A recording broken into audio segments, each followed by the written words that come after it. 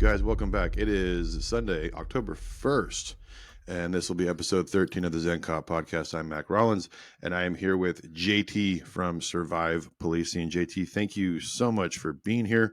I'm really looking forward to this, and I've gotten a lot of people commenting about it who are looking forward to it as well. So thank you. You're my second guest, and I heard nothing but great things from Adam about what you're doing. So if you'd like, give a quick intro about who you are and what you do.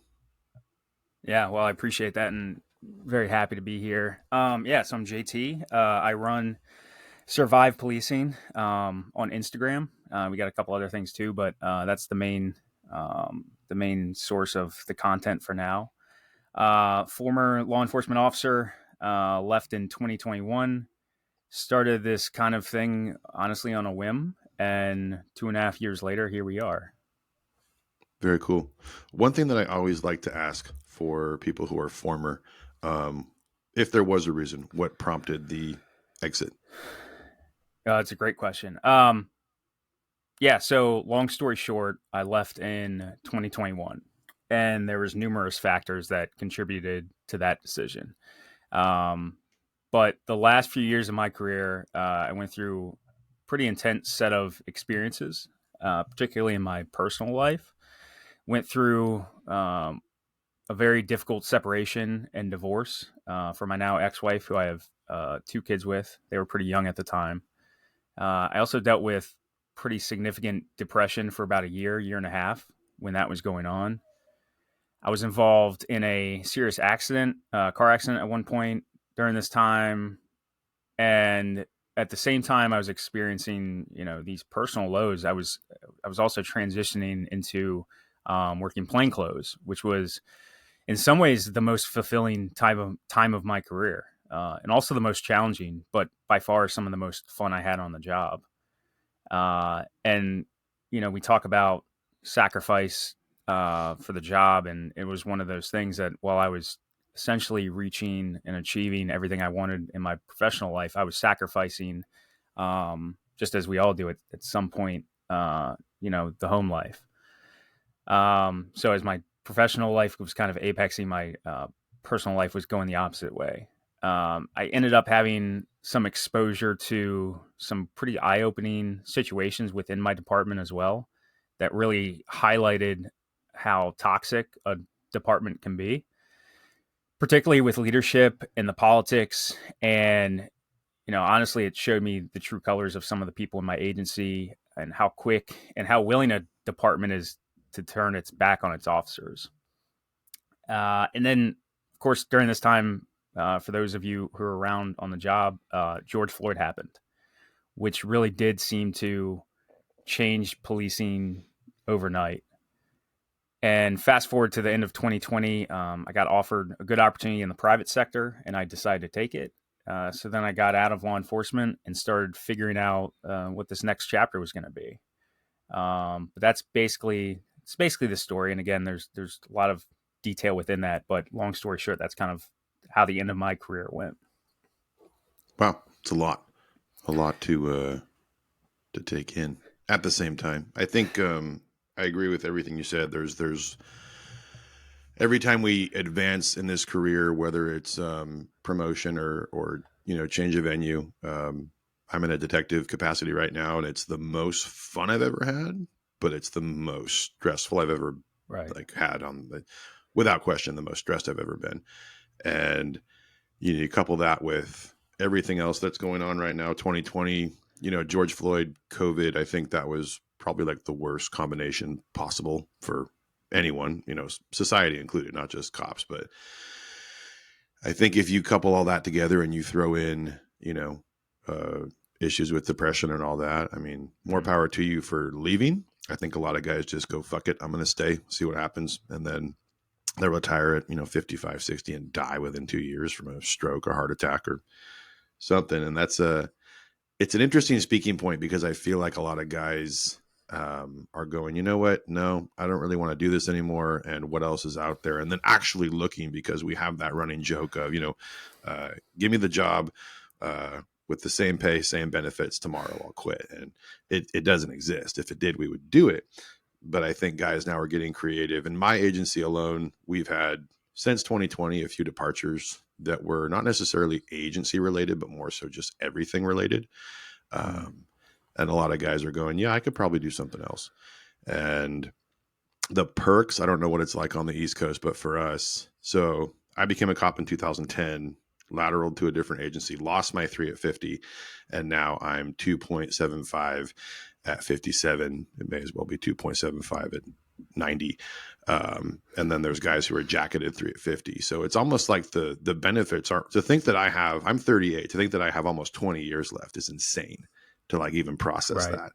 Um, I don't know what incentives are like on your side of the nation and what you guys deal with. Is it comparable or is it a little different? Yeah, I guess it depends, and it's such an interesting point. It's something I talk about a lot in terms of retirement and pension, and I think it's kind of controversial in a way, but I can tell you that through my experiences talking to, I mean, at this point, hundreds of officers, the number one reason that people use as the reason that they don't want to get out or they're scared of getting out is that pension, is that retirement. And the benefits are going to vary across every region, city, agency. Um, it's it's sad to me that we use it as such a crutch, but it's not surprising either. When my grandfather was a police officer for 35 years, and that was really it ended up being one of the impetuses of why I got into the job. And I remember, um, and he actually just turned 96 this year, and he's still Wow. kicking. But he got hired, he went into the Navy and got out, was looking for a job actually as a firefighter in Washington, D.C. This is back in 1950. And they weren't hiring firefighters, but they're hiring cops. So he went and joined the police department, ended up spending 27 years there. And he left, ended up actually buying a cattle farm down in a small town in Virginia and raised cattle for about 8 years, and then actually got back into the job, became a chief of police down in a small town down in Virginia. And so overall, he spent 35 years on the job. And I remember growing up, obviously, by the time I was born, he was out of law enforcement basically. But I remember looking at him and thinking, he's living a pretty good life, right? He's comfortable. Never seemed to worry about money. Now he also came from a time where he was dirt poor, and that kind of shaped how he lived his life very conservatively. But one of the things when I was in high school and going into college, I kind of was looking for something that would be comparable. I didn't want a lot of risk in terms of finances. I didn't grow up certainly not wealthy, far from it. And in the back of my mind, I was always looking for something. Okay, like how can I just kind of get a good salary, a good retirement, just do my job, maybe have a nice house one day, and everything will be good, right?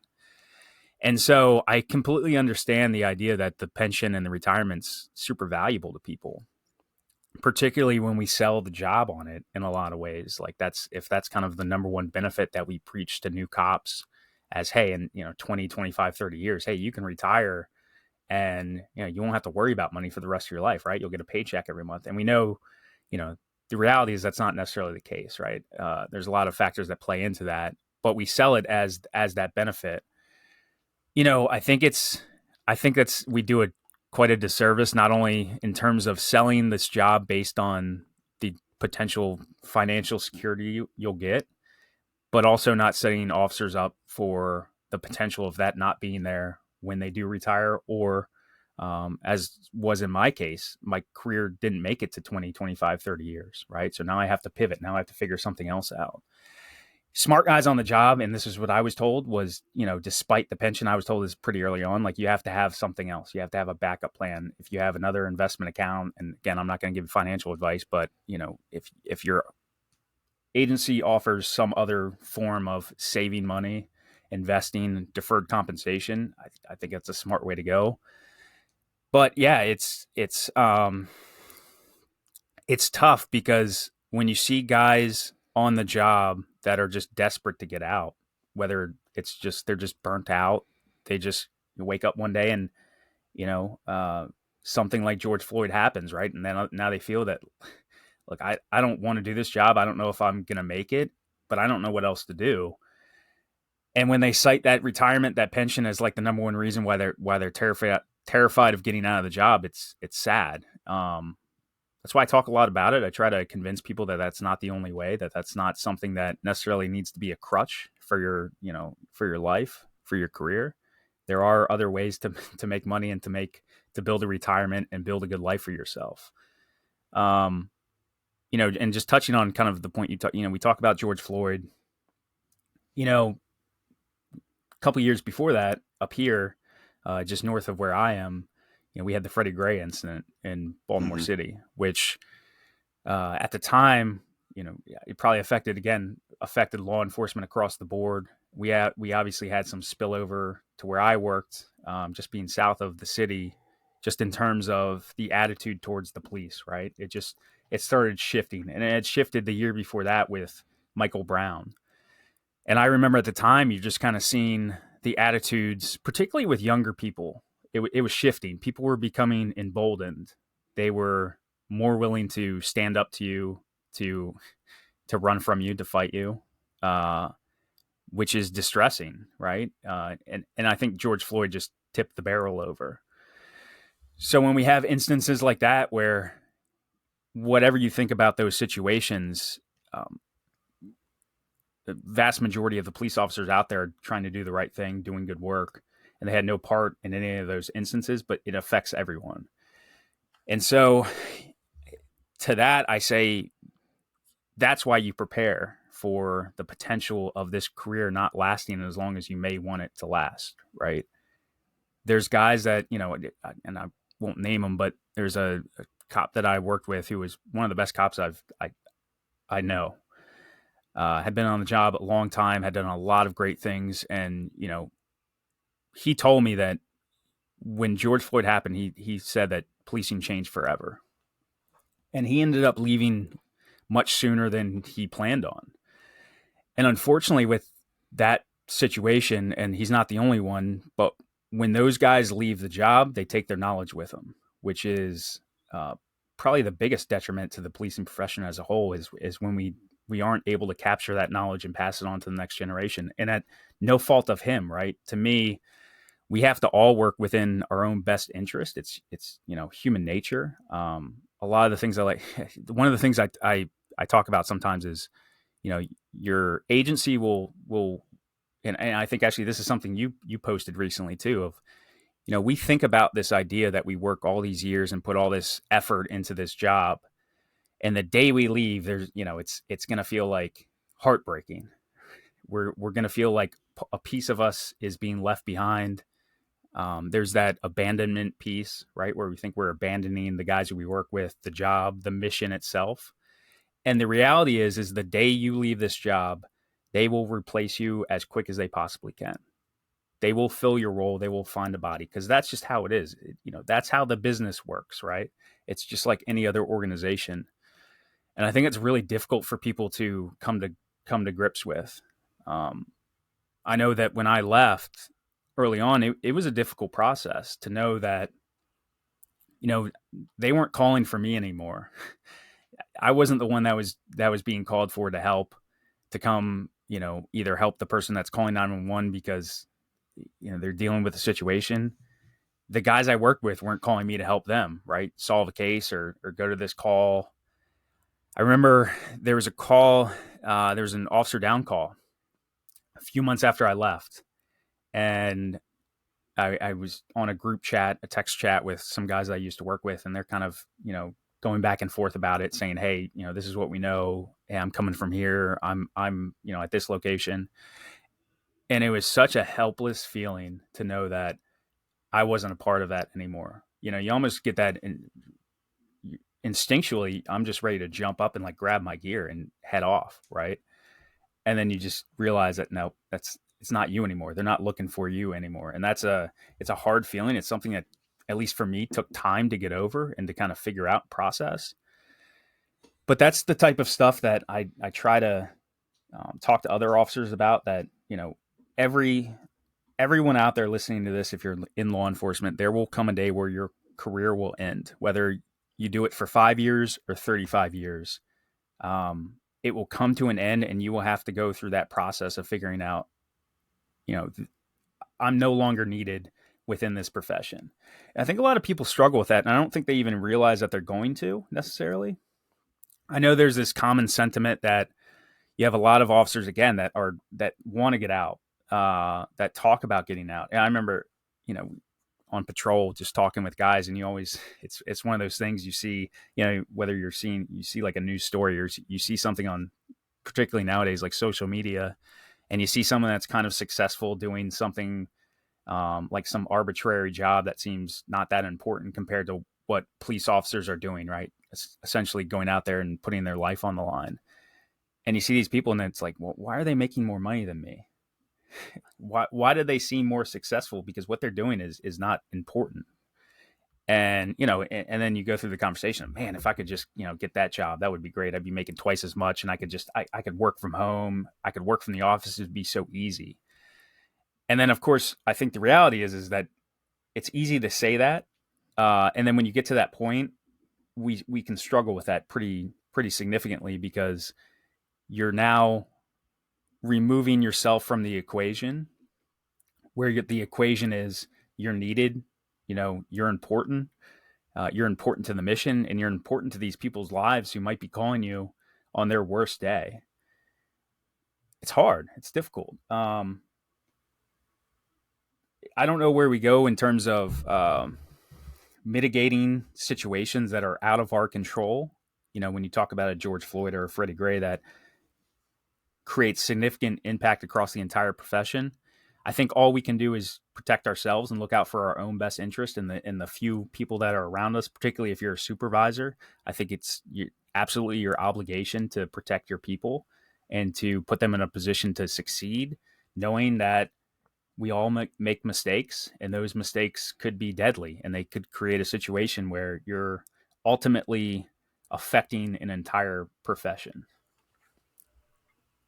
Yeah, very, very well said. I think the reality is for a lot of the stuff that we deal with, it's almost like if you've ever been in I don't know, a rough part of the ocean or even a lake where it's windy and choppy, all you can really do is wait it out. And for Mm. stuff like George Floyd, if we were to look at, my big thing is always going back and looking at history and seeing what we've learned. And Rodney King was probably the last closest thing that cops have dealt Right. with in between now and then. I mean, for me, we had Stephon Clark in Sacramento, blips that made an impact locally. And like Freddie Gray, yeah, heard about it. Did we have riots on the West Coast? Not really.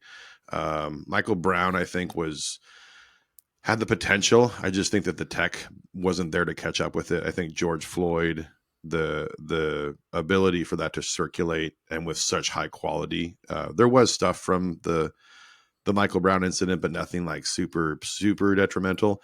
It was kind of a he said type scenario, but Rodney King, that came and went, but I would say it was a good 10 years before we saw resolve, or even just sort of like, it's that one step forward, 10 steps back type thing, where if we do one wrong thing, that's front page news. We're never going to be commended or praised for the good things that happen. And like you said, I think kind of the most common misconception is that there's not a lot of bad cops. If anything, there's Mm. so far few bad cops that I think the general public would really be surprised at the number of, quote unquote, bad cops, or even evil cops for that matter. I said this to Adam, but like the national, average is that someone's going to be stopped for speeding twice in their lifetime, a traffic stop, whatever it is. And that's going to be their takeaway, because Mm. maybe they never called 911. Maybe they never actually had an emergency. So they don't have a positive contact. They just have that one thing where, oh, the cop was a dick. Well, it was a traffic cop. So what do you expect? You didn't have that call where, pick your poison. Your cousin was going crazy on meth and the cops helped him and, talked him out of suit, whatever it is. Um, but it's funny you bring up the comparison of, what if I could have done something else? And you're looking at all of these people who are living these lives of, pretty much success and all that stuff. And it's kind of funny. When I became a cop, my uncle, who my dad's brother, very wealthy man, works in real estate, sold a real estate company in the Bay Area, has millions and millions of dollars, super nice guy, came from nothing. And he lives in this castle, about 45 minutes away from me, and very humble. But I remember one day, it was a Thanksgiving or something, and he was talking. He always asked me, like, "Hey, what happened at work this week? Like, tell me something crazy." And I, oh, we did this. He's like, "Oh, that's so cool." And I remember him saying, like, "I'm just so envious of you." And I was like, "Why?" He's like, "Because you get to go to work and like play army every day, and I get to sit in an Mm. office." I was like, "You make millions of dollars." He's like, "So?" He's like, "You think I'm happy?" Like, I'm fulfilled. I love what I do. I have a passion for it, but there's that void of, man, I wonder if I could have done something else and really made an impact. And when you think about kind of the trade-off for the easy life, and this is, of course, for me, hindsight 2020, but I look at those people and I go, yeah, it would be nice, but you know, I guess it depends on the year for me and kind of where I'm at mentally. But yeah, 3 years ago, I probably would have said, fuck it. That sounds great. Let's do it. But now I'm like, oh, I'm this person because of what I've gone through. And Mm. even though I've seen all these horrible things, I know that I'm a better father. I'm a better husband, better partner. I'm a better human because of all the shit that I've seen. And it's kind of neat to feel that confident and that comfortable in most scenarios where the average person's like, oh my God, what do we do? And you're just kind of like, dude, this is easy peasy. This is nothing. And that's the trade-off. What I had to give to get there. I mean, is it worth Mm. it? Ask my wife. Ask my kids about, I mean, I was probably a pretty horrible father for the first few years because I was in the weirdest part of my career. Um, now looking back on it, definitely better. But, you know, I it's a grain of salt every time. And when you talked about stopping, like, I think a lot of cops, they think about that and the anxiety that they feel. If most people understood that the job that we do is unlike any other, it's very different. It's comparable to only a few career fields. Other than that, it's kind of its own island. And a lot of people, they just sort of see like what they get from TV or from a Mm. movie, and it's so much more real and intense and mentally draining that the just the consistent shit that we deal with over and over and over again, couple that with all the worst possible things ever, where I always reference like my mom. If my mom went to one of the calls that I went to during the day, she'd probably like freak out and it would affect her for the rest of her life, because she's just, my mom's a saint, but she doesn't have the exposure that other people do to stuff like that. And if we think about that aspect and kind of how addictive it is, and then the paranoia about, what if, like, when I take vacation, I enjoy myself, but I always think like, man, what if something pops off? What if I, Mhm. miss something or miss that? And to what you said, there's a guy named Ed Calderon. He's a former Mexican police. He was in Mexico for a long time, worked as a cop, did a lot of crazy shit. Really cool dude. And he was on a podcast with, it was either Joe Rogan or Sean Ryan, one of the two. Both phenomenal podcasts for anyone who's listening right now. It's great dude. And he has a lot of good advice, a lot of good training. But he talked about this bus theory, where you and everybody else in this cop world, you're on this bus, and eventually you either have to get off or you choose to get off. One of the Mm. either ways it's going to happen. And he talks about how when you ring the bell to get off, you better be damn sure that you're done, because you don't get to Mm. get back on. And I think one of the bigger things that we sort of freak out about is getting off the bus. And like you said, not having a plan. Um, we're all purpose driven. Like as cops, if Mhm. you're a good cop, you're very much like a dog. You have to have a reason. If you don't have a reason, then you're going to be a shitty cop. And I think if we pre-plan, I've been reading a lot of what you say in regards to the planning aspect, and that's great advice. I think that a lot of guys sometimes knee jerk kind of reaction and they leave, and then you're just sort of sitting there with your ass in the breeze, going, what do I do? And my rule, if people ask me, I said, if you don't have a 10-year plan, you're not going to be successful 10 years from now. And that's how long it may take you to figure it out, to either get your education, to do something to make yourself employable elsewhere. If you're in a pinch, 5 years, but 10 years to really, to kind of get that mental preparation going. And to quote a captain who I trust dearly, he's one of the smartest men I know. We were talking about a coworker who ended up leaving, but he was thinking about it, and I was talking to him about it, and he said, "If the thought's already there, we've already lost the employee." And that Mm, was such a powerful statement because he was right, considering it's not necessarily the agency, it's the climate, it's the environment, it's everything, which is so palpable right now. And yeah, I mean, when people do ask me questions, I try to tell them the truth. Some guy hit me up in my DMs the other day, and he was asking me questions, and I just sort of gave it to him, and he was like, "Wow, that's it's kind of depressing." I was like, "Well, that's the way it is. Like, I don't really know how else to tell you."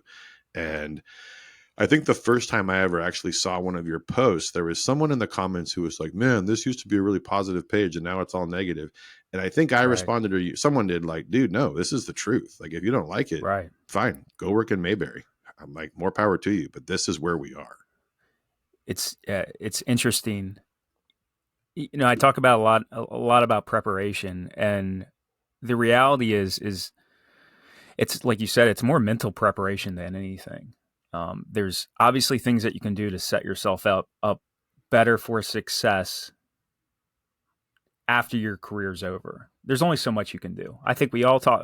I think anyone that goes into law enforcement has to accept that they are sacrificing probably a period of time in their life where they could potentially make more money doing something with much less risk and much less stress. And there's a reason we decide, hey, yeah, that's cool. Because the reality is, I still think back and there is a dichotomy, and some of the feedback I get sometimes is, well, you talk about how dangerous this job is and how risky it is to go out there and do work, but on the other hand, you talk a lot about being proactive and getting out there and doing the work, and it's true, because that's what I loved about the job. And my answer to that is, personally, I can't understand why someone would get into this job not to do the most fulfilling parts of it. And that can be different to every person, right? But to me, that was being the person that was going out there and finding criminals that were impacting people's lives, committing violence against them, and doing my part to do something about it. I love that part of the job. And I talk a lot about it. The sad thing is you'll get into this job and you'll see a lot of people that spend their entire careers trying to avoid that type of work and avoid doing the actual police work. And that to me is maybe the saddest thing, because you have people that are perfectly capable and perhaps at one time in their careers had that fire and had that desire to do that type of work, and for whatever reason, whether it's burnout, stress, just the toll this job will take on you, it's been beaten out of them in a lot of ways. And it's unfortunate that we don't have a better process for taking those individuals and putting them in a position where they're comfortable leaving the job and leaving it behind and doing something else if they chose to do that. Instead, what you get is a lot of people that are out there 15, 20 years on and just trying to make it, just trying to get to that pension by the skin of their teeth.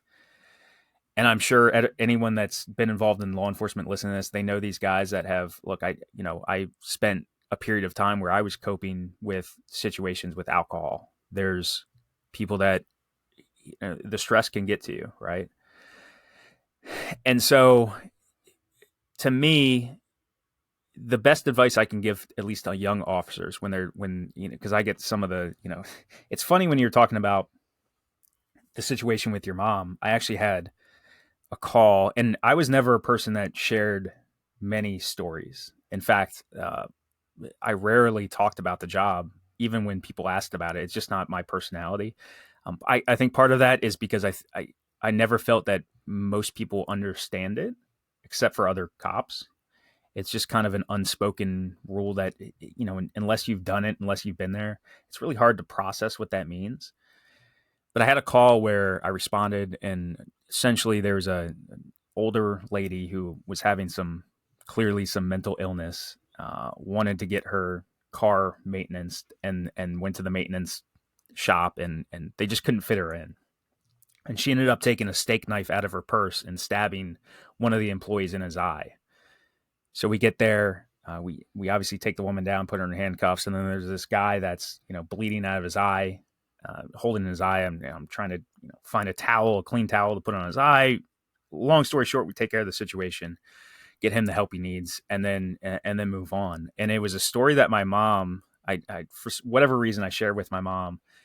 And I kid you not, I think she asked about that story for like 2 years straight every time I talked to her, and she just couldn't process it. Right? It was just the most fascinating story to her, and to me, like, yeah, it was a significant situation, but again, we move on to the next thing, right? And I think that's what people, and I know I experienced this when I got out of the job, is when you talk to people um, that haven't worked in law enforcement. Sometimes I think it can come off as a lack of respect for the experience, and I think there is something to that. Just in terms of when you're transitioning out and trying to find a new profession, and your resume is, look, I was a police officer for X number of years. I think there's a lack of respect for what that means. Because again, to your point, people know what they know about policing based on what they see on the internet, or what they see on the news, and they see mostly bad stuff, right?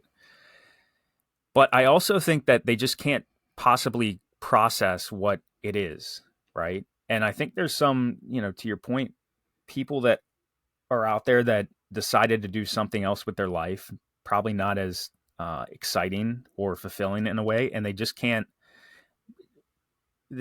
process what it's like to do that work and to do it for not a lot of money, and knowingly doing it, uh, knowing that you're gonna sacrifice something, and sacrifice something important. I think that's also something we need to talk. We need to teach young officers is that, again, I think we accept the fact that when you go into this job, you're going to sacrifice something, but ultimately, it is up to you to determine how much you're willing to sacrifice.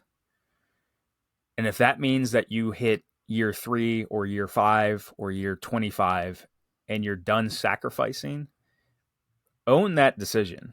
Own that choice to hang it up and to leave. And I think we do a very bad job of allowing for that type of thought, particularly with younger officers, because I think what we do is, those are the people we tend to talk shit about, right? They couldn't cut it. They weren't meant for this. Uh, Again, in some cases, that's true. I think, on the along the same lines, I think we do a huge detriment to the profession and society itself by recruiting the wrong people in a lot of instances. Um, I worked patrol for the first 4 or 5 years of my career. And I was actually looking back at this recently. I went to the police academy in 2011, and I ended up going to FTO school in 2014. So within 3 years, I was voluntold to go be a field training officer. Now I had I was had some military police experience prior to my time being hired by the agency. I was a little bit older at the time too. I think when I went to the police academy, I was 25. I'd actually my daughter had just been born, so I had some pretty significant life experience before this, growing up, different situations and stuff.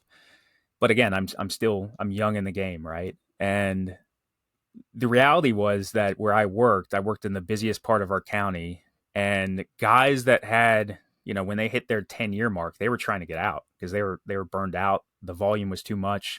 They wanted to get to a less busy area. And so that left mostly young people, right? And so the young people that were there, myself, I was a veteran at 3, 4 years. Right? I was one of the few people that was being told, hey, you need to train the next guy that comes in here. And I did my best, and I think I did pretty good. But it's, when we put people in those situations, how do we you have to expect that things are not going to go perfectly.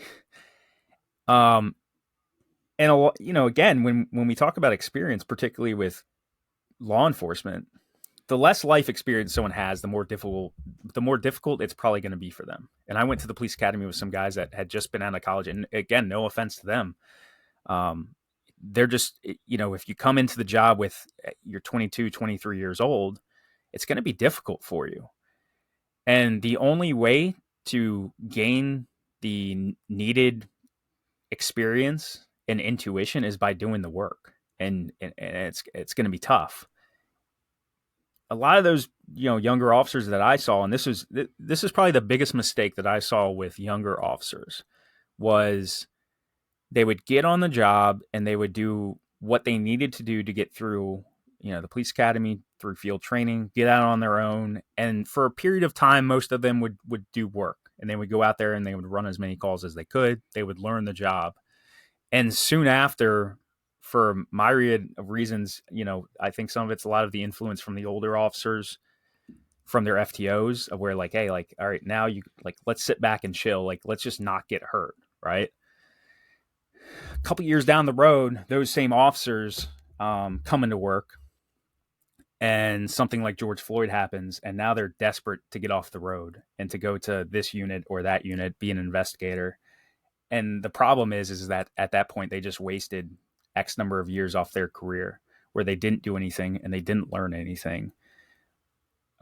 Inversely, someone like myself, and again, I was not the best cop. I think I was above average. I tried hard. I had some really good cases. There were certainly officers that were much better than me. But I never stopped working. I was consistent. I was always working. So when it came time for those positions to open up in a specialized unit, right, my resume spoke for itself. I had case after case after case that said, hey, I'm not only this is what I've done, but this is what I'm capable of doing. And unfortunately, these officers that get into this rut, it's very difficult for them to find their way out of it. That's why I preach, no matter what you're going to do with this career, most people, when they come on, they might have an idea of, hey, I really like this SWAT thing. Like, that sounds really cool. Or I want to be an investigator. But the reality is most people probably don't have any idea what they really want to do until they get to that point. But you got to set yourself up for success. You got to keep doing the work. You got to put yourself in a position for when that opportunity does come up. And it's an opportunity that you and I have no idea might be coming, right? What you want to do in 5 years, you might have no idea that you want to do it now. And you might not even realize that that's an opportunity that's going to come your way. So the only thing you can do is put yourself in a position to take advantage of it when the time comes. And in police work, that means doing the work and doing it consistently, being disciplined about your professional development more than anything, and getting that experience. I know now, I talk to officers that I used to work with very closely. When I was selected, I was selected to a plainclothes unit. I think I had been on 7.5 years. I had done a lot of work in that time. Guys at that point would tell you that in the previous generation, you didn't even sniff that type of unit until you had 10 years on. Today, a few years later, guys with 3 and 4 years on are putting in and getting those positions because there's no one left to put in for them. And so long term, when we talk about law enforcement and the difficulties going forward, that's I think there's going to be a snowball effect when it comes to that. You have guys that are getting to these units that don't have the experience to do that job. The people that are then tasked to train them also likely don't have the experience that they need to teach these new guys to do the job. And the guys that do have the experience, a lot of them have left or are leaving. And I guess the question then becomes, how do you keep that knowledge around for the next generation? And how do you entice people to want to go into this job? Look, people are still applying to be police officers. There's still going to be people that want the job. I don't know if it's the right people. I think even before, early on, I saw the writing on the wall with what recruitment looked like, at least at my agency, was we're not recruiting the right people. I don't know what the quote unquote right person is, but if you recruit too many of the not right people, it's going to have a significant effect across your department, your agency, and the guys and girls that you work with. And I don't know how to fix that. I think what we're doing here, I think what other officers are trying to do with capturing some of that knowledge and sharing it in a way that perhaps was not available to officers. I mean, I can tell you, I can't. There's I've probably gotten hundreds of messages from officers just desperate for information, desperate for training, which is why I put out what I've been putting out with in terms of like proactive policing, because people are just need the information and they're not getting it. It's not accessible to them, and a lot of the people that have that knowledge are just gone, and that knowledge hasn't been captured, unfortunately. So I think this ecosystem of police related individuals and content creators is extremely important going forward to make sure that we're putting this information out and we're guiding these young officers who, I remember the last time that I spoke to, this wasn't too long ago. It was a young guy who I met who I think he was 22 years old, and he wanted to become a cop. And he said, like, what are your thoughts? And I want to give it to him straight, right? I want to give it to him straight. Hey, like, look, this is not going to be easy. It's a tough world out there. It's a tough world for law enforcement for this job. It's probably not going to get any easier.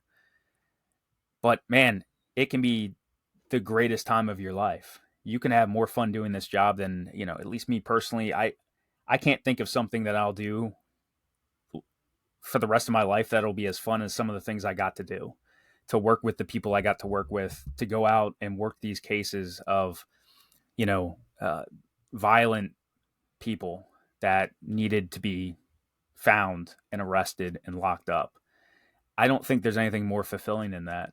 I remember the most fulfilling moment I would have in my career, for the most part, was the moment that you are walking out of the jail, getting into your cruiser, putting your, disorganized case file of papers and statement of charges down on your passenger seat. It's 1 o'clock in the morning. You haven't talked to your family all night. You've been off the radio for 6 hours because you've been processing an arrest. You're sweating. You feel like shit. You're tired. But damn, that was a good feeling, because the next day, now you get to do the rest of it. You get to follow up. You get to put your case file together. You get to meet with the prosecutor about what are we going to do with this case. You get to put your organize your photos of your evidence, right? Write your report, detail everything that you got to do and all the observations you made and how you caught this person. That was like the best feeling in the world. And that, again, that's just me personally. That's what I loved, that feeling of accomplishment. I don't know if other people get that same feeling, but I imagine that it's difficult to get that type of feeling in other walks of life. So if you're going to go into police work, man, and again, like what I just said, kind of lights a fire under your ass, it might be the job for you. You just got to understand that, hey, it's not going to be easy. And what we're talking about here, a lot of what you hear when you get out there and the guys that you work with, this is not what you're going to hear, right? You're going to hear the opposite. You're going to hear, just stay out of the way, go park somewhere, just do whatever you can to make it through your 20, 25 years. And that's unfortunate, because I think there's a lot of great work you can do in this job. I think you can get a lot out of it without giving everything up as well. You don't have to sacrifice everything. It's up to you to choose what you're willing to sacrifice. You will give up something. You will give up those, you'll work holidays, you'll work birthdays, you'll miss parties. But if you're doing the work and you put yourself in a position to really be the one that's doing the good work, working those big cases, working those, real criminals, it can be the most fulfilling job in the world, I think. Yeah, absolutely. I think one of the things on my end, where I live and the state I'm in, um, and I thought, like, when you gave the example of the post arrest feeling in the jail, and I can speak for probably most of California, where it's been a long time since I think anyone's felt that, because usually when we're done booking them, they're already getting processed for release. So Yeah. Yeah. I hear guys in some of the bigger cities that will get a good hook and they're not even done with their paperwork yet, and they're getting ready Right. to cut them loose. Right. And I think if I could like pick, I look at the good cops, like the studs, the guys who are almost obnoxious on the radio five, Right. 6 years ago. I don't know if you know what stop data is. We have to do that now, where Mm-hmm. it's basically you're putting all the information about the reason, race, everything for Right. the reason for the stop. and those all add up.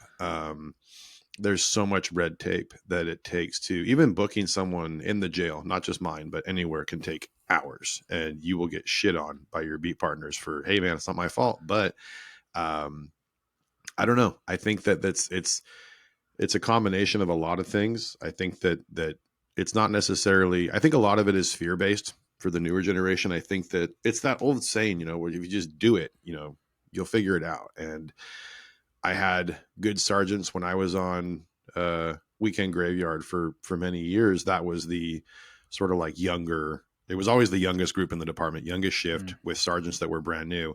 And the good sergeants would always tell you, like, just go do work. And if you screw up, I'll help you. I had one particular sergeant, he's retired now, who said, I'll never let you get fired, never let you get hurt, never let you get killed. And it was just a good, but I'll let you do just about everything else. And I'll stop you before, you lose your house. And those guys are long gone now. And the newer generation, it's not so much that they don't want it to be like it was. I just don't know, for my state where I work, it's so hard to get what you want in terms of, you know, even sentencing and all that stuff. And I've worked some pretty good cases where you just look at it and you go, like, that's it. That's all they got. Okay. And I think if more people understood the influence that state and local government gives us, there was an Instagram profile recently that posted a question about politics and should cops be involved in politics. And I don't think it's necessary, like, politically, for, in terms of like the national stuff, do what you want, but for state and local, especially local, your leaders are eventually going to be writing these new Mm. laws, these bills. And Prop 47, to this day, I will bring that up until it's gone. That is part of the reason why California is where it is. And that was a proposition that was authored by Jerry Brown. It went into effect. Newsom still supports it, obviously, but basically, it was called the Safe Schools Act, and it allowed for, allegedly, money to be moved to, this, we're going to help deter crime and put money back into school. It was nothing of the sort. It took everything from felony to misdemeanor, misdemeanor to infraction, and gave a whole new lifeblood to crime and the drug epidemic and all that stuff. And I think because of stuff like that, there's all these like weird like cliffs and cutoffs where we Mm. watch it become harder and harder to do the work. And now we have these, I keep saying kids, but they are kids, 20 to 25-year old, kids that are hitting the road going, okay, I want to do this, but I don't know. And then they look to the FTO, who maybe has 2 years on, and go, what do I do? And the FTO goes, I don't know. And there's nothing wrong with saying, I don't know. But in my opinion, and you touched on it, the FTO should be able to do just about everything before they say the words, I don't know. And the I don't know should be involving policy or supervisor approval or something of the sort. And I think that right now we have, for me, I applied to detective when I was in a year 8, and that was me. And that was early for me. I was like, ooh, I don't think I'm ready yet. And I'm 13 years in now. Learned the most I've ever learned from being a Mm. detective, like hands down. I could go 10-8 tomorrow and pretty much be able to handle any call within reason and have the confidence to say, I know what I'm doing. I know who to call if I don't. I know this case law. I know that. So I can go out and do these things. But lately, I feel like even with younger promotions, we have a certain, and this isn't just me, but any agency, you have a lot of young blood being tasked with things that they quite frankly don't know the answers to. And then it just sort of trickles upstream, if you Mm. will. Like, it kind of makes it harder because now you have sergeants that are going to become lieutenants eventually. And there's nothing wrong with young blood knowing what to do, because I think experience is subjective. I got friends who work for Oakland PD, and they probably saw more in 2 years than most of us would see in a lifetime. Right. And they also saw the drama, they saw everything else that came with it. But the newer group, I think they're not only are they afraid, but they're also afraid to ask questions. And like you said, and I think both of us have talked about this before, the applicant pool that we're hiring from is so shallow because all of the good cops or would be good cops are gone and they're not coming back. Right. And we have this newer group that, essentially could be the next Derek Chauvin, the next whoever. And now that entering them into this new level of society that, like you said, there's almost no fear. There's no fear. The criminal Right. element is thriving because they're not afraid. They don't care. And now more than ever, they're emboldened. And there's a lot more George Floyds on the road than there are Derek Chauvins, probably thousands to one. And all it's going to take is that one guy meeting that one person. And I said this to Adam, all that was a fake 20. He tried to pass a counterfeit bill, and that's Right. how that whole thing started. And the world changed forever because of one incident. Excuse me. And one cop who screwed up, and one member of society who also screwed up. There were multiple, fields of thought. For me personally, that's kind of my takeaway, is that it wasn't just one person. It was a multitude of factors. But, thinking about that, and then thinking about the next one, because there will be another one. Hmm. And, in between there and now, I mean, it's just, or now and there, it's weird to think about how much will be changing. And I don't really have like a concrete solution. I don't think there's not one solution. It's going to be, 100 different ones. But if we were to start plugging things in here, there, along the way, and like you said, doing stuff like we're doing now is huge, because this generation is so dependent on the tech stuff. Like, I feel like Right. if most agencies, when you're looking at one nowadays, they don't go to the website. How old are you? 37. Okay, so I'm 38. So for me and you, when we applied, I went to the website. Right. I went to Sacramento County Sheriff Academy. I went to the website and I looked at it. There wasn't a whole lot of info Right. elsewhere. Nowadays, the first thing that the younger guys will do is go straight to the Instagram, Snapchat, Right. whatever, to see the visual aid, which is fine. But that's literally how we are recruiting these days. And Right. I'm with social media, I'm right in the middle. I don't think that we should be doing TikToks in our patrol cars all day long. I think that, we should be using social media to its advantage, which is huge, like make Yep. that connection. But I'm also not of the mindset to where, no, just, social media is bad. I think it's a great thing. It's a tool, but just like any tool, you have to be careful how you use it. But in order for us to move forward, I mean, all the stuff we're doing now, great, but I would say it's going to be a long time. And that's the funny thing. Like, do we fully accept that we're never going to have cops like we used to? Because when you and I started, the FTOs that we had, I mean, my God, they were the meanest, scariest cops, but they were good Right. cops. Right. And they would talk about how shitty we were.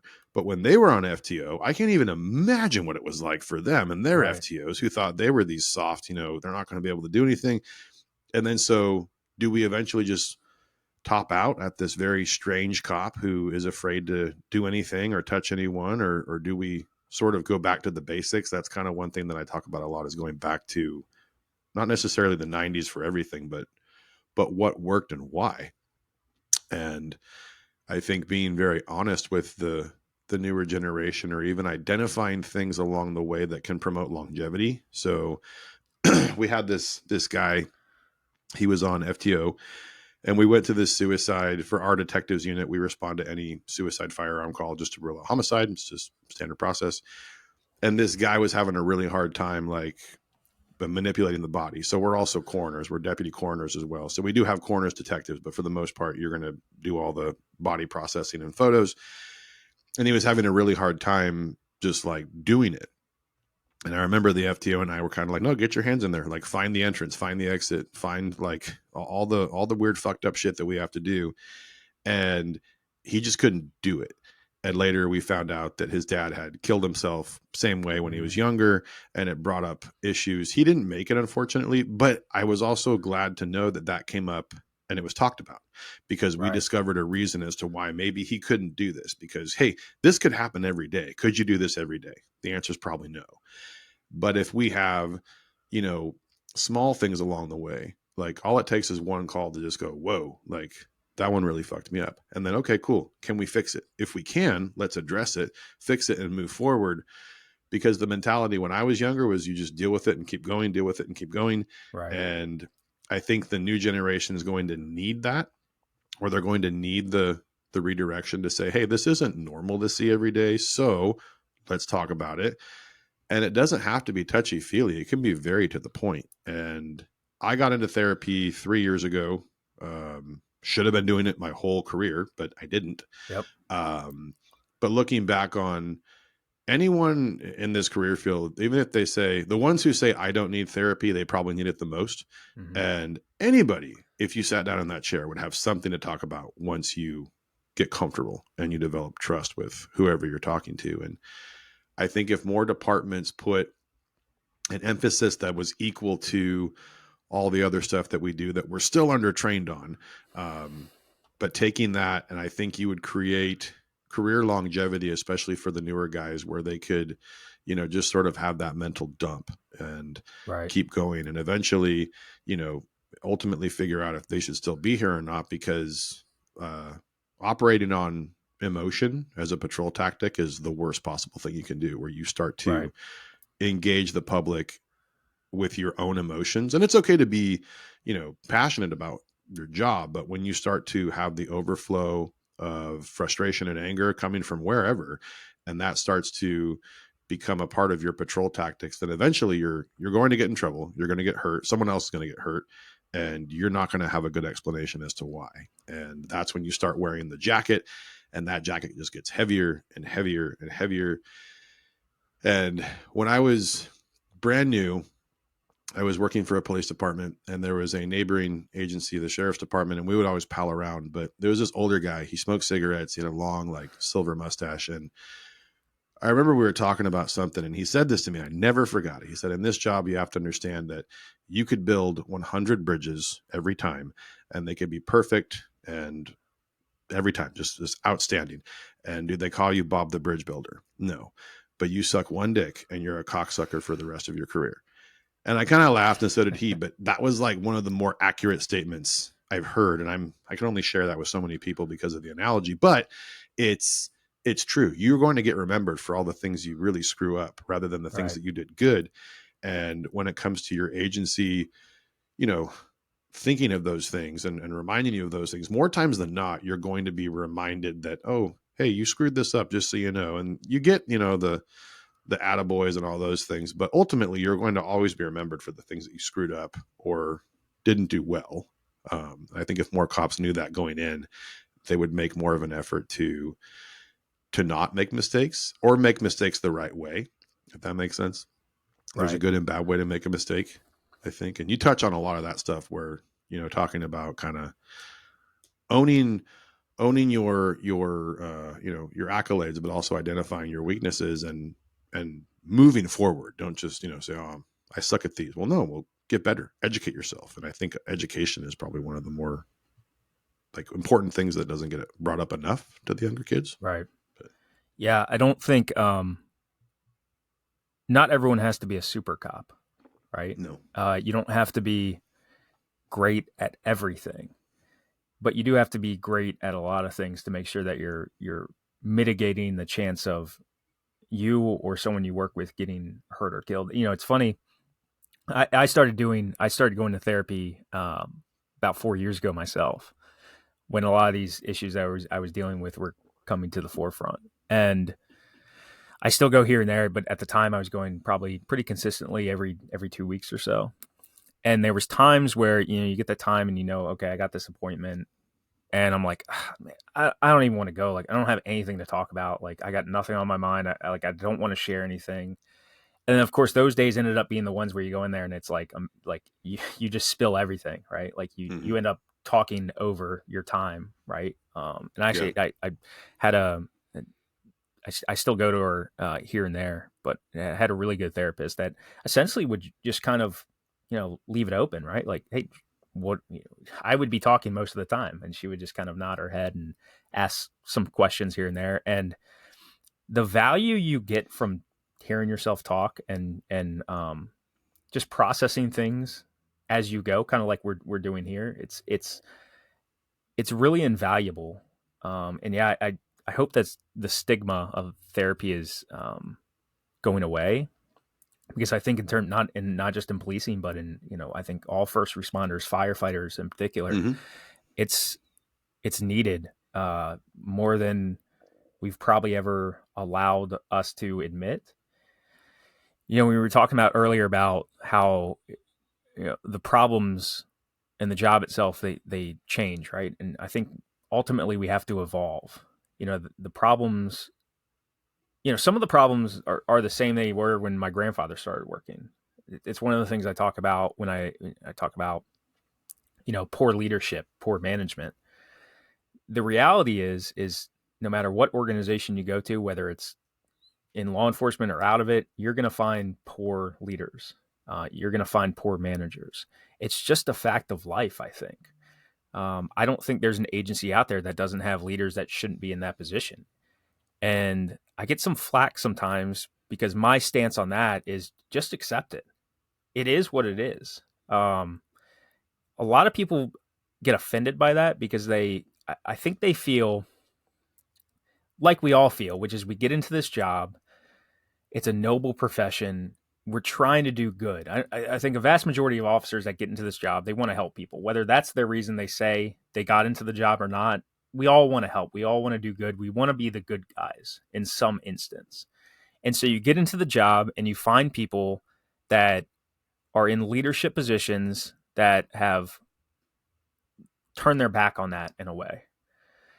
And like all of us, human nature dictates that we're going to, at some point, act in our own interest. And in law enforcement, I think acting in your own interest leads to the desire to promote and advance to a position where now you're in charge of everyone else.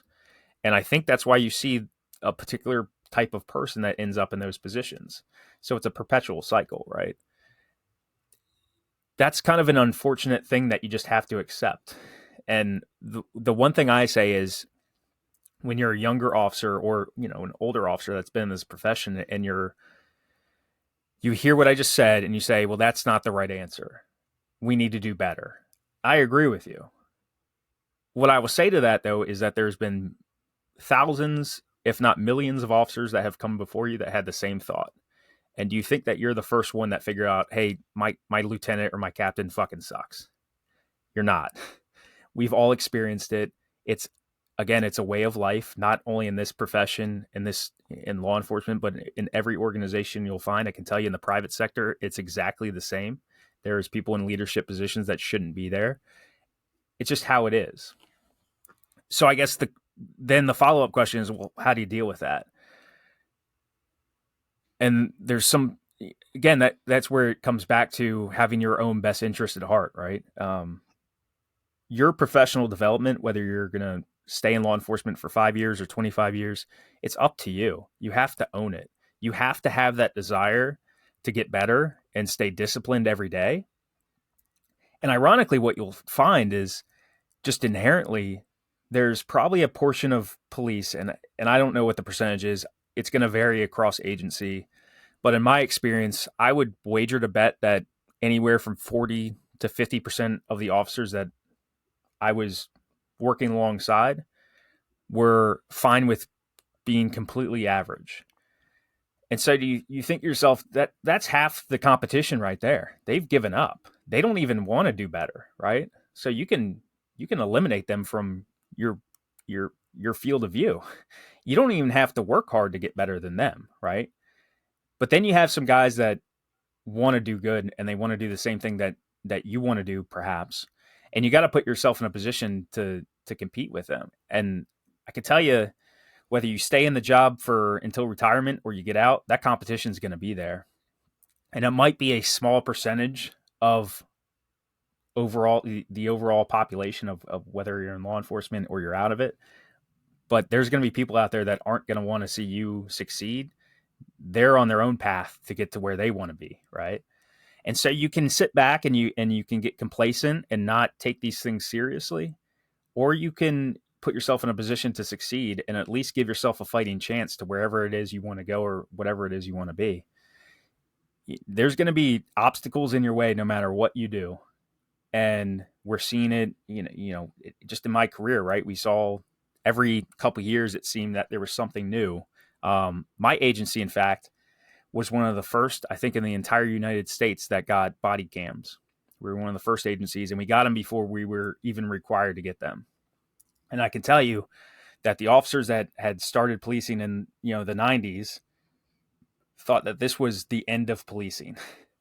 And it wasn't easy at first. I can tell you that. It's very, the technology, hopefully, I think has evolved over the past 8 or 9 years.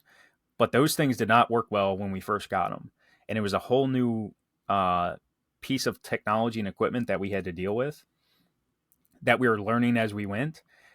And then, of course, it put us in an entirely new spotlight where we have another form of another tool capturing our actions in a way that will distort it and not give you the accurate perception of what's actually going on. These things are going to continue happening.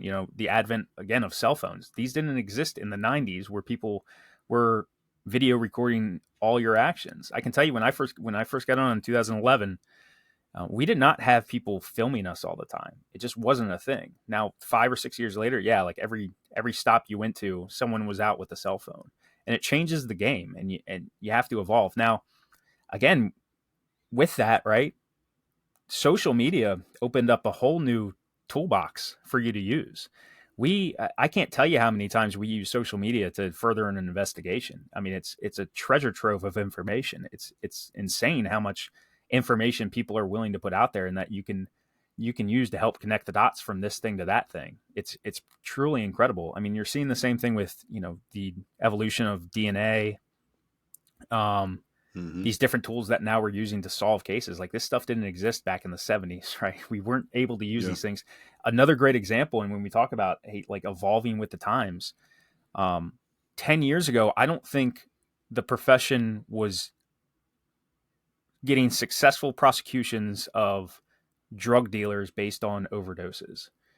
That wasn't a thing. I remember the first time I heard about it from an agency, not the agency I worked with, but an agency in the state of Maryland, where they successfully prosecuted and convicted a drug dealer based on the fentanyl overdose of somebody who had purchased drugs from them.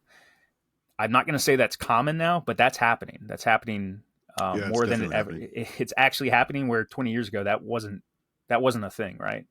Hmm. So one of the other things I also talk about is like, find a way to do this job if you want to do it and you want to do the work and get the fulfillment out of it, but you don't want to expose yourself by doing traffic stops every day. Like, there are other ways to really do this job and fulfill the mission without being out there on the road, on patrol, even running calls. There's other ways to do it. you know Working narcotics, if you're in a narcotics unit and you're not being disbanded, which again, that is happening too. But Yeah. if you're given the opportunity to work in these different units, you can make an impact. And so, every person that's listening to this, if you're going into the job or if you're in the job and you're just trying to figure out, like, how do you get the most out of it without, again, giving up everything of your personal life or your professional career, find a way, man. Like, find a way. The other thing too is, I would say, if you're in this job and nothing gets you excited, start finding your way out. If there's nothing that Hmm. you think in your mind, like, hey, if I could go to this unit or if I could do this type of work, and who cares what it is, whether that's working, sex assaults or robberies, or training. Like, if you have a skill set that you want to train other officers, like, that's awesome. We need more of that.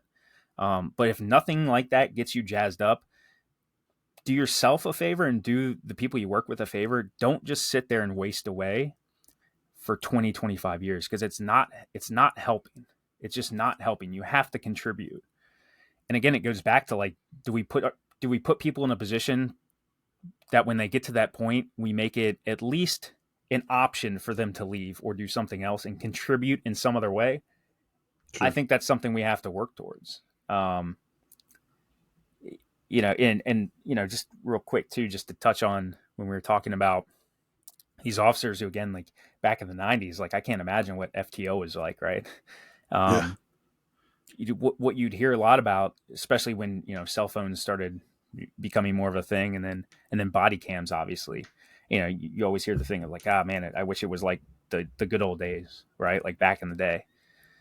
you know that's true, but hey, back in the 50s and 60s, they didn't have nearly the technology that we have to keep ourselves safe and to solve crimes.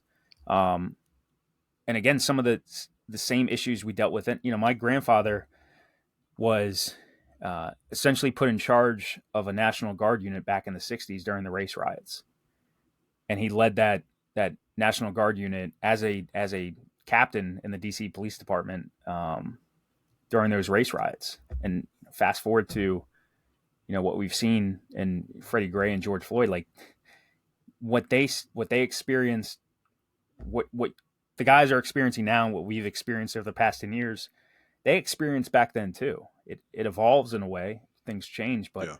the problems remain the same. You evolve with the times, and if we can evolve with the times as a profession, it opens up more of an opportunity for the guys themselves within the job to evolve, not only within their profession but within their lives. And you got to take ownership of that. You have the ability to leave this job, guys. Like, you don't have to stay in this job. There are options. When we first talked about, yeah, you might not get out and immediately get hired by your dream job and make more money than you are now. That's not realistic all the times. You might have to take a pay cut. I get it. Like, you might have to do shit that you don't want to do. Just like anyone else that started one profession and transitions to a new one, same thing. Like, that's life. Sometimes I think we get caught in this loop of feeling sorry for ourselves because we've committed to something that is such an important job, and it is, and we sacrifice so much, and then we expect on the back end that we're going to be forgiven and provided this prize at the end of it, and saying, oh, like, good job. Like, now we're going to give you that dream job that you work so hard for, and you're going to walk into the private sector and just get whatever you want, and it's not the reality. And if that's what you think your reality is, I highly encourage you to start looking at this job in a different way. And ultimately, what I think you'll see is a lot of the stuff we've talked about. Accept the truth. It's funny when you're talking about that post, and I've gotten this feedback too. It's you see those comments of like, man, this page is like so negative. And yeah, because the job, that's what the job Yeah. is, man. Like, Yeah. it's not fucking easy. It's not all strippers and burritos. It's not. It's not all choir practice, tossing beer No. cans off the roof of the station, right? Nope. And why would we want that? Like, why would you want this job to be perfect? You'd be the same guy that's sitting in an office selling insurance that is like, man, like, I'm really fucking bored. I wish I could do like what you do. Mm-hmm. I'll leave it at this. I remember there was one time I was talking to somebody, and I was having just, it was like a shitty day. I was tired, it was frustrating. I think I was working patrol, and I was just like, man, like, this sucks. And he was like, what do you mean it sucks? He was like, you get to, like, drive really fast and chase bad guys. Like, what could be better? And in that moment, I was like, you know what? Like, you're fucking right. Like, this is cool. This is badass. Yeah. And 90% of your time in this job might not be that, and it might not be the car chases. It might not be, the chasing the bad guys down on foot or making that lockup. But those things, if you can get the fulfillment out of it and know that you're making that impact in your small way to this job and to the place you work at, I think that's the best thing you can get out of this. What we can't do is continue to send people in thinking that they're going to change the world and solve the world's problems. What you can do is you can, again, like you said, get back to basics, and you can make an impact. You can make an impact in the people that you're around, the people you work with, the people that you lead, the people in your neighborhood that they just want you to help, get the bad guy off the corner or make it a safe space for their kids to go out and play in the afternoons. Those are the things to focus on. The real victims that are being harassed and being victimized from these bad criminals out there that are taking advantage of the fact that they know that you're not out there doing the work. They're not out there, you're not out there looking for their cars and trying to stop them and do the work that, it's you're going to get shit on at times. Like, I can't tell you how many times we pulled cars over and we had people walk up to us and start yelling at us and harassing us, not knowing that the people we're investigating, like, we're not looking for innocent people to lock up. We're looking for the bad guys. And you're going to run into some good people along the way. That's just how this game works. But the better you get at it, the more you filter those people out and you can get straight to the bad guys. And the more you advance in your career and the more you learn, the better you get at that. And the more you'll focus solely on that stuff that really matters, which is working those big cases and perhaps bringing some justice or some peace of mind to a family that was victimized by one of these violent criminals. Yeah, I think that's a good way to put it. Just trying to do the right thing. And if people knew that we're not going to stop the bleeding, we're just going to control it, I think they'd have a much easier Right. career, That's a great way to put it. understanding that, you can make a difference, but you might not necessarily feel it. But well, cool, dude. I think we're at a good spot to call it. If people want to get a hold of you or check you out, where should they go and what should they do? Yeah, just Instagram at Survive Policing. That's where I post most of the stuff, and you can check out everything there. Cool, man. And Well, my thanks DMs again. are Go ahead. always open too. I might have to close them at some point because I get a ton of DMs, but for now they're Yeah, open. So anyone that sends me a message, I'll respond to directly. awesome. Well, cool, man. Thanks again, and looking forward to having you back on again someday. Guys, this wraps up episode 13. Again, JT, thank you so much for being here. You guys have a great week, and we'll see you back here next weekend for episode 14. It'll be a brand new episode. I'm really excited about it. Again, JT, thank you, and be safe, man. Thank you.